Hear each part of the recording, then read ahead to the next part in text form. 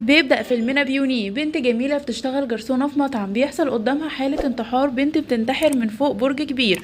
ولما يوني بتشوفها نفسيتها بتتأثر وبتتعب، لكنها بتضطر ان هي تكمل شغلها. ولما بتروح اخر اليوم مع صديقتها بتشوف رسمة على الارض للبنت المنتحرة. الشرطة بتكون رسماها علشان يعرفوا ان المكان ده محدش يجي ناحيته، فنفسيتها بتتأثر اكتر لانها كانت بتفكر في الانتحار. وفي تاني يوم بتقعد يوني مع عمتها وبتحكي لها ان هي زهقت من شغلانة المطاعم وان هي ما بقتش قادرة تستحمل، فبتعرض عليها عمتها انها تاخدها معاها البيت، ناس اغنياء جدا، بيت رجل اعمال. بتروح يوني مع عمتها وبتستلم الشغل كخادمه، وبتبدا تتعرف على صاحبه البيت اللي هي تبقى هيرة مرات رجل الاعمال الغني، وبتعرفها بقوانين البيت وازاي بيمشي، وبتقول لها ان جوزها راجل غني وراجل مشغول دايما وبيحب الهدوء. وبتبدا يوني تحضر ليهم الغدا، وبتكون البنت الصغيره منجذبه جدا ليوني وبتكون حابه اكلها. بيرجع هون من شغله، ولما بيشوف يوني بيستغرب من وجودها في البيت، فلما يدخل بيسأل مراته عنها، فمراته تقول له ان دي الخادمه الجديده، وبيبان كده على هون ان هو معجب بالخادمه الجديده ودايما بيسأل عنها.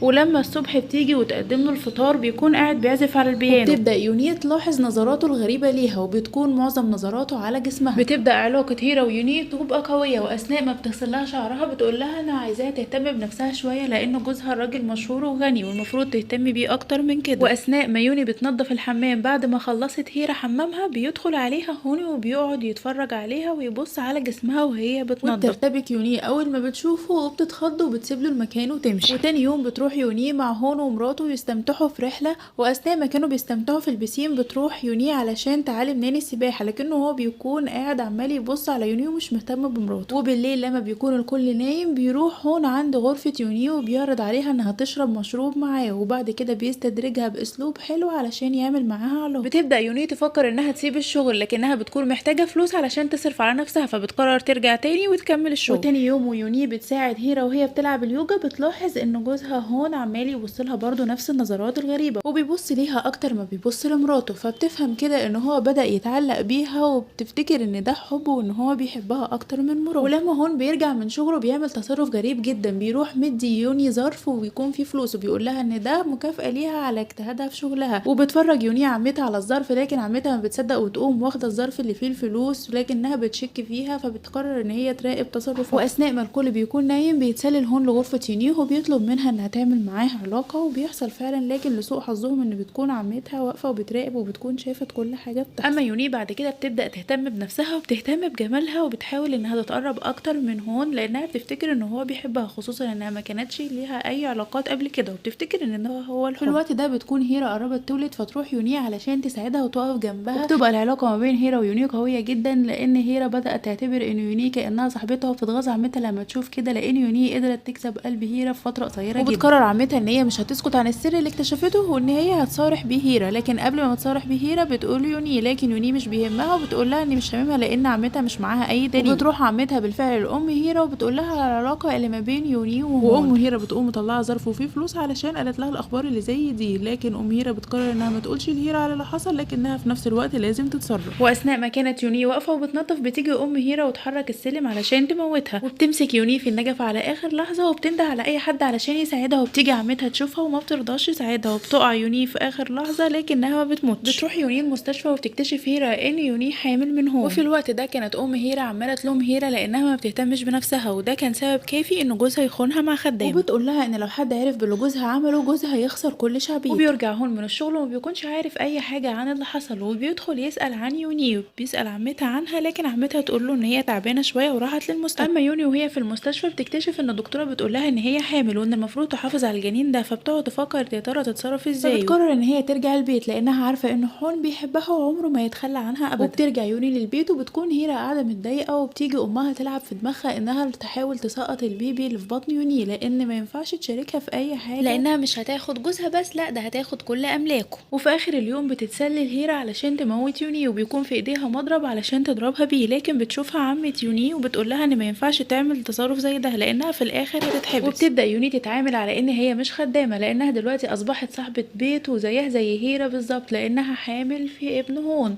وكمان بتيجي عمتها وتقول لها ان هيرا هتعرف كل حاجه، لكن يوني ما بتردش على عمتها وما بيهمهاش. وبتيجي ام هيرا وتلاقي هيرا قاعده مش مهتميه بنفسها، فبتقول لها ان اخره استهتارها ده هو اللي خلى جوزها يخونها مع خدامه، وبتاخدها وتحط لها مكياج قدام المرايه. وبتكون يوني قاعده في الوقت ده وشايفه كل حاجه، فبتتريق على المكياج اللي بتحطه، فتقوم هيرا متعصبه عليها وتضربها كذا قلم. في الوقت ده بتيجي ام هيرا وبتدي يوني شيك وبتقول لها انها تحاول تبعد عنهم وتمشي من البيت. بتفكر يوني في كلامه وبتقرر فعلا ان هي تلم هدومها وتمشي من البيت، وبتدخل على عرضتها، لكن فجأة تدخل عليها عمتها وتقول لها ما تمشيش انت كده، بتخليهم ينتصروا عليكي لانهم خايفين منك جدا، وكمان استني ما هون يجي لانه متعلق بيكي واحتمال انت اللي تبقي سيدة البيت. في نفس الوقت بتيجي ناني وتقول لها ان هي بتحبها جدا عن امها وان هي مش عايزاها تمشي. فبتفكر بقى يوني في حب ابوها وفي حب كمان بنته ليها، وبتقرر ان هي ما تمشيش من البيت. وبعد يومين بيجي ميعاد ولادة هيرا، وبتكون عمة يوني فرحانة جدا ان هيرا مشيت من البيت وان هي هتقعد ترتاح وهتتخلص من اوامرها. وبتروح يوني لعمتها وبتقول لها ان هي مش هترجع البيت ده تاني وانها تهرب منه، لكن الحرس بيرجعها البيت تاني. فبتروح لعمتها وتسالها ليه الحرس بيرجعها، فتقول لها ان هما واخدين اوامر من هون ان انت ما تطلعيش بره خالص. وبتيجي هنا المفاجاه وبتولد هيرا ولدين توأم، وبيكون هون فرحان بيها جدا وبيحاول يعبر لها عن حبه، لكنها بتقوم ضرباه وبتبعده عنها وبتكون رافضه تتكلم معاه وبتعايره بعلاقته بالخدامه. وبتيجي يوني بالليل تشرب العصير اللي هي بتتغذى عليه، لكن المفاجاه هنا ان هيرا بتكون حاطه لها ماده في العصير ده علشان تنزل الجنين. وبتبدا يوني بتحس بألم شديد جدا في معدتها وما بتكونش قادره تستحمل الألم. وبيرجع هون من المستشفى وبيكون متضايق جدا ومتعصب ومش طايق اي حد يتكلم معاه، وبيدخل على الحمام فبيلاقي يوني قاعده في البانيو وبتستحمى، فبيقعد يتفرج عليها وهي قاعده في الحمام. فبتطلب منه يوني بهزار وضحك ان هو يمشي ويسيبها، لكنه بيقول لها ان هو بيحب يتفرج عليها وهي قاعده بالمنظر ده.